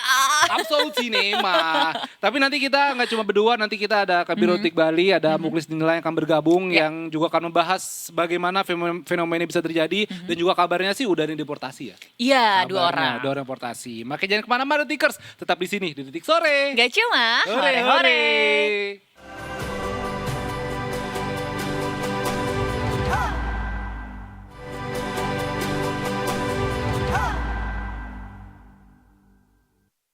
Balik lagi di Detik Sore. Gak cuma hore-hore. Hore. Detikers, tadi kan Laya sama Afif udah cerita nih soal ada yang lagi ramai di Bali ya. Biasanya kan orang tuh kalau ke Bali udah pokoknya maunya tuh happy-happy, Yes. liburan, senang-senang. Ternyata dibikin geram. Sama ajang namanya Bali Silent Disco. Ini bukan disco, bukan darurat juga. Kalau disco darurat, Disco ada upstairs darurat. ya kan. Jadi ini ada ajang lari yang diprakasai oleh WNA ya, oleh Ya. orang-orang Belanda, Betul. menir. Dan ternyata orang-orang Indonesia itu ditolak, katanya nggak bisa masuk. Dijajah lagi. Astaga. Tapi kita akan membahas fenomena ini, apakah memang di Bali sebenarnya sudah berapa kali terjadi, atau ini baru pertama kali, atau mungkin ya bagaimana juga keresahan masyarakat di Bali tentunya kan ya. Kita sudah bersama Kabiro Detik Bali, ada Muklis Dinillah di seberang sana. Selamat sore Pak Muklis. Selamat sore Pak Apif, Ayah. Selamat Kumaha sore. damang. Alhamdulillah. Alhamdulillah. Alhamdulillah, Saya, Pangestu. Nah, udah orang Sunda semua ini yang ngumpul Pak kita. Waduh. Jauh-jauh ke Bali ternyata ketemunya Jauh-jauh. orang Sunda lagi ya. Baru dakene. Udah kayaknya, aduh, liar lah. Well. Aduh, well. Pak Muklis, ini lagi rame banget, ini juga Detik Bali most populer terus ya, soal dugaan diskriminasi klub lari WNA di Bali begitu kan. Bisa ceritakan dulu nggak Pak, apa sebenarnya yang terjadi begitu kan, walaupun kita tahu semua, kita tahu ini kan dari sosmed ya, dari Iya, betul. sosmed kemudian viral, kemudian akhirnya imigrasi turun tangan begitu Pak. Betul. Ya, apa namanya? Jadi kasus atau fenomena ini sedang terjadi di Bali. Jadi memang awalnya itu ada beberapa curhatan dari warga Bali yang kebetulan suka lari lah, dan kebetulan juga ingin bergabung di klub lari yang memang diprakarsai oleh warga negara asing. Jadi klub lari ini juga sedang viral beberapa bulan terakhir karena memang mayoritas apa namanya WNA yang tergabung di dalam komunitas tersebut. Apalagi mereka juga aktif apa namanya menggelar atau event lari ini di kawasan Canggu yang memang notabene jadi salah satu kawasan favorit sekarang di Bali gitu. Jadi awalnya ada curhatan atau apa namanya beberapa orang speak up bahwa mereka mau bergabung, tepatnya mereka mau masuk ke grup WhatsApp biar masuk circle gitu. Tapi ternyata apa namanya ditolak oleh apa namanya admin dari grup WhatsApp tersebut, dan akhirnya mereka speak up di media sosial dan akhirnya apa namanya menuai kecaman dari berbagai pihak terkait dengan adanya dugaan diskriminasi karena warga lokal atau WNI tidak bisa bergabung dalam komunitas lari yang namanya itu Entourage kalau nggak salah. Memang komunitas itu diperkasai oleh 2 orang WNA asal Belanda yang kebetulan mereka ekspatriat juga di Bali gitu. Oke. Nah, kalau Seperti kita itu awalnya. kalau kita lihat videonya kan sebenarnya ini aku nggak tahu ya salah atau benar, cuman ada beberapa video tuh memperlihatkan ada sebenarnya orang-orang yang mungkin wajahnya mirip-mirip sama orang-orang Indonesia sebenarnya. Jadi apakah diskriminasi ini benar-benar tidak boleh sama sekali ada WNI di dalam grupnya, atau ternyata kayak asal ada ordalnya, atau ternyata asal orang tuanya mungkin mixed blood gitu, atau gimana sebenarnya? Apa memang nggak boleh sama sekali nih WNI itu masuk? Ya, sebelum masuk ke situ, jadi memang yang ramai ini selain ada dugaan diskriminasi mereka tidak boleh masuk ke dalam grupnya, juga ada dugaan mereka ini berkegiatan mengganggu ketertiban umum karena mereka lari itu hampir memakan seluruh badan jalan gitu di kawasan Canggu. Yang memang kan sebenarnya Canggu itu untuk lebar jalan atau akses jalan itu sangat terbatas. Iya. Jadi tidak terlalu besar dan tidak banyak jalur juga yang bisa dilewati oleh kendaraan ketika menuju ke kawasan Canggu. Jadi memang walaupun ini kegiatannya sebenarnya di pagi hari, tapi tetap saja pasti ada sudah ada aktivitas kendaraan yang melintas di sana. Itu yang memang disoroti selain tadi ada dugaan diskriminasi. Nah, dan kemudian sebenarnya secara fakta di lapangan komunitas mereka tuh pernah beberapa kali ada WNI atau warga lokal yang terlibat di dalamnya gitu, beberapa event mereka gitu. Cuman memang kebetulan event yang terakhir yang video yang beredar ini mungkin beberapa WNI yang sebelumnya ikut itu tidak masuk karena memang setelah informasi ini viral, akhirnya kan dari pihak komunitasnya pun buka suara. Mereka menyampaikan bahwa tidak ada niatan sekali untuk mendiskriminasi WNI yang ingin bergabung di grup tersebut atau di grup WhatsApp tersebut. Jadi memang secara sistem dalih dari mereka bahwa secara sistem di WA tersebut yang akhirnya tidak merespon ketika ada nomor plus 62 yang masuk.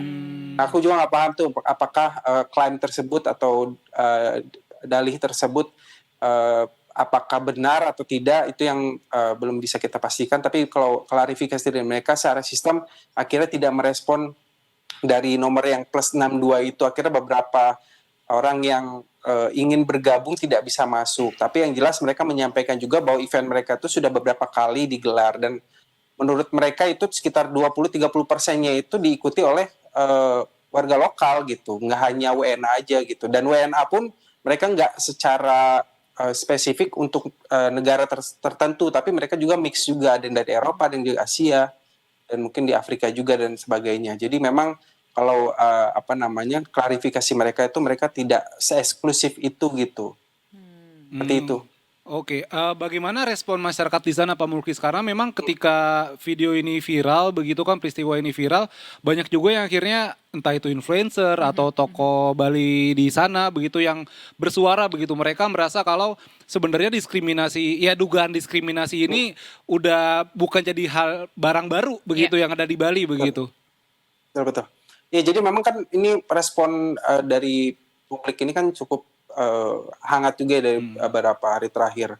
Bahkan ada kan penggiat lari dari dari Inggris, kemudian ada dari negara lain gitu yang memang sering berkegiatan di Indonesia. Mereka pun menyayangkan gitu adanya dugaan diskriminasi di klub komunitas lari tersebut, termasuk pemerintah daerah maupun tokoh-tokoh yang memang menjadi representasi dari Bali, misalnya dari anggota DPD, dan mereka pun menyampaikan menyesalkan bahwa peristiwa ini terjadi karena kan seharusnya mereka sebagai pendatang atau warga negara asing itu harus menghormati sebagai tuan rumah gitu, menghormati tuan rumah. Jadi tidak seharusnya mereka eksklusif dengan kegiatannya mereka, bahkan ketika orang lokal mau bergabung tidak diperbolehkan. Dan akhirnya ini kan merembet ke mana-mana ya. Dari pihak imigrasi pun akhirnya turun tangan bahwa dua inisiator dari komunitas lari ini akhirnya kan kebetulan dia sedang tidak berada di Indonesia. Mereka pertanggal 23 itu kalau nggak salah mereka sudah keluar dari Indonesia, dan akhirnya karena persoalan ini ada punishment yang dikeluarkan bahwa dua orang inisiator dari komunitas lari ini mereka dicekal selama 10 tahun, tidak boleh datang ke Indonesia gitu. Ini kan imbasnya cukup panjang walaupun ya tadi ada pernyataan dari mereka bahwa ini tidak ada niatan untuk melakukan diskriminasi hanya karena ada kesalahan sistem dan sebagainya.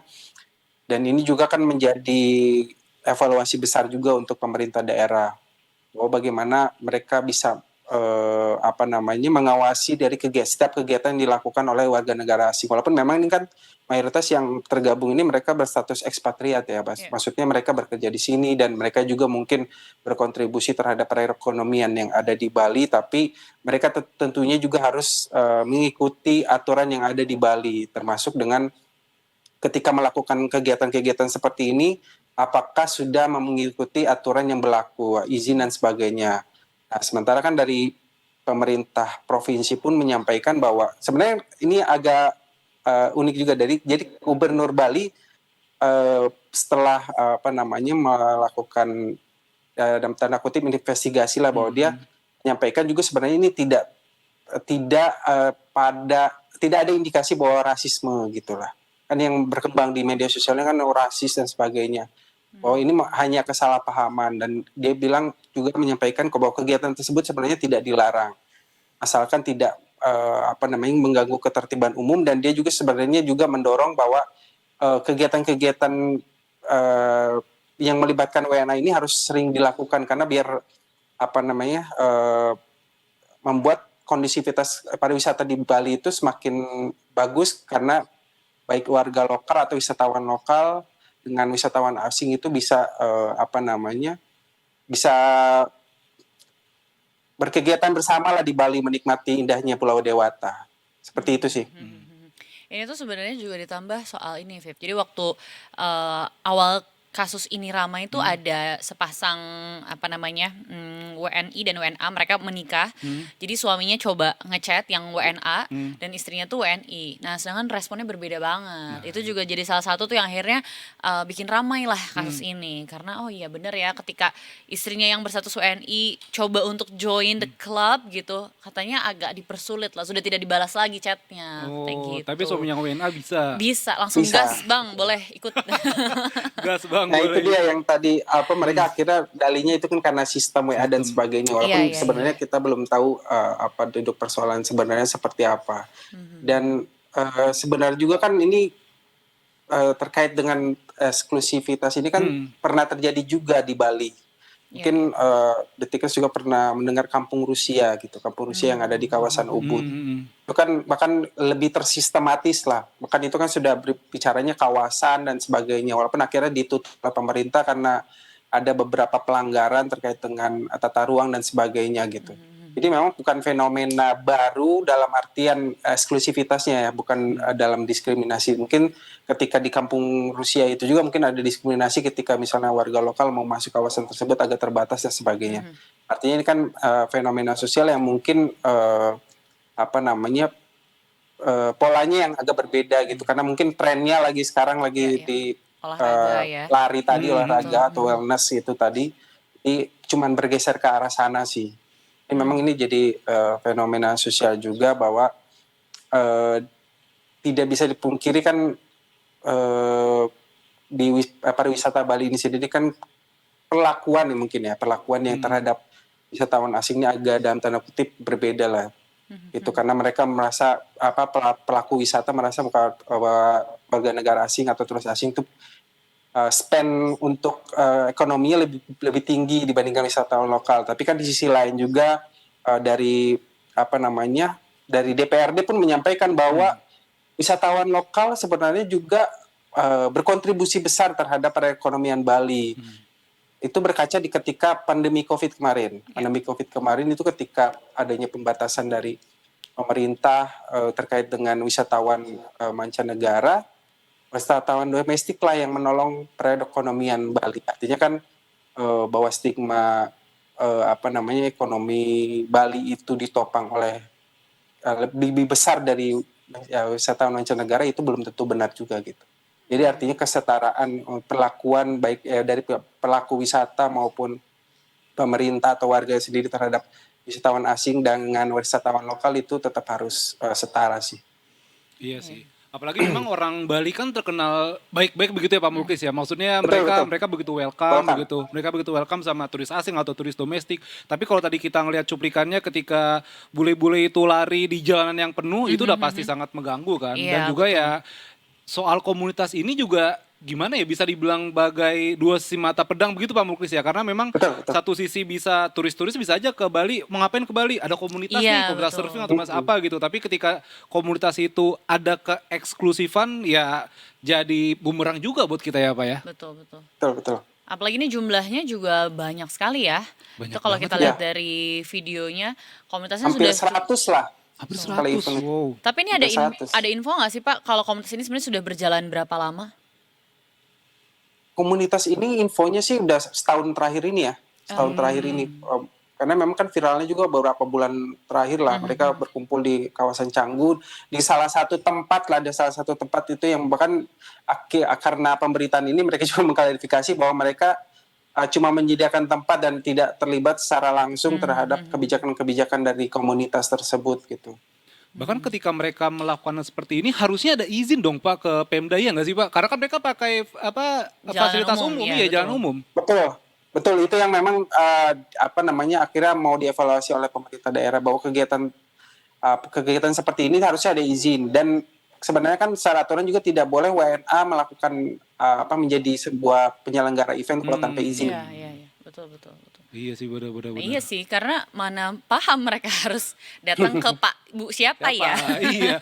Malah ini salah satu yang kena deportasi itu punya apa Pak ya, izin tinggal terbatas ya, dia bekerja di sini ya. Betul dia yang salah satunya itu jadi pekerja di sini, satunya lagi jadi investor. Jadi memang mereka inisiator ini memang expatriate di sini gitu. Ya sangat disayangkan ya, akhirnya mereka nggak boleh datang ke Indonesia selama 10 tahun loh, 10 itu tahun. lama Tuh, banget. jadi otomatis nggak bisa kerja mereka tuh. Iya, betul. Tapi ini apakah masih diinvestigasi lebih jauh lagi? Apakah ada tambahan lagi ekspert yang akan dideportasi lagi mungkin? Ya, sejauh ini sih kalau dari pemerintah daerah maupun keimigrasian mereka akan menindaklanjuti lebih jauh ya, karena mereka juga akan mengecek terkait dengan legalitas para peserta komunitas, para anggota komunitas, mulai dari mungkin masa berlaku izin tinggalnya dan sebagainya. Mereka akan mengecek lagi karena yang difokuskan oleh imigrasi tentunya terkait dengan legalitas mereka, keberadaan mereka di sini ya. Itu yang menjadi concern dari keimigrasian. Kalau dari pemerintah tentunya ya akan melakukan pengawasan yang optimal, kemudian juga mendorong membuat event-event yang mungkin inklusif yang memang bisa mempertemukan antara warga lokal atau wisatawan domestik dengan wisatawan asing gitu. Iya. Ini kalau dari data Kementerian Pariwisata nih ya, dari Januari sampai Mei itu sudah ada 6 juta kunjungan ke Bali, yang mana turisnya itu didominasi Malaysia, Australia, dan Singapura. Dan tentu kan juga kasus si ajang lari ini kan terjadi di Canggu ya Pak ya. Kan bisa dibilang Canggu tuh kayak lebih slow nggak sih dibandingkan sama Kuta begitu kan, Iya, yang lebih padat, dan artinya ya kalau begitu Bali udah mulai banyak tempat, bukannya jelek-jelekan ya, tapi tempatnya udah mulai banyak yang bermasalah gara-gara turis dong Pak kalau begitu. Iya betul. Jadi kan mau nggak mau ketika tempat-tempat yang menjadi magnet terbaru dari Bali kan memang dari tahun ke tahun kan selalu ada tempat-tempat baru yang menjadi yang hype, akhirnya banyak dikunjungi oleh wisatawan, investor investor pada masuk ke sana, pembangunan dan sebagainya yang masif dan sebagainya, akhirnya kan juga sejalan dengan tingkat, yaitu tadi disampaikan bahwa akan nanti ada tingkat kejahatan dan sebagainya yang memang akhirnya mau nggak mau harus diantisipasi lah oleh pemerintah daerah maupun penegak hukum di Bali, karena bukan sekali dua kali bahwa ada kasus-kasus kejahatan atau kasus-kasus yang melibatkan WNA maupun sesama WNA atau WNA dengan warga lokal gitu yang terjadi di kawasan tersebut gitu sih. Baik. Jadi ini memang lagi ramai dibahas ya, karena tadi itu ya mungkin kan sebenarnya kebiasaan olahraga, lari, apalagi ini tuh terjadi di seluruh bagian dunia lah, nggak cuma di Indonesia gitu kan. Sayangnya mungkin Indonesia yang mungkin lagi sehat-sehatnya nih kebiasaannya, Iya. pengen join gitu kan, pengen ikutan sebenarnya ternyata nggak bisa, bahkan di negaranya sendiri Susah, gitu. iya. Malah gue juga ini ya berapa kali ngelihat banyak tuh emang di Bali tuh kayak bukan komunitas tari aja, kayak misalnya ini loh kayak Sasana Tinju. Itu ternyata banyak, gue nge-follow kan, ini orang bule dan dia kayak former MMA atlet Iya, gitu iya. lah. Gue lihat ini kok ada pohon kelapa, ada pohon pisang nih kayak di Bali nih, beneran di Bali ternyata. Dan emang ternyata sebanyak itu ya Mbak, Iya, komunitas iya, di iya, Bali ya betul. Pak Muklis ya? Betul. Jadi emang wellness tourism ini kan lagi ini banget, lagi hype banget di Bali gitu. Bahkan kan beberapa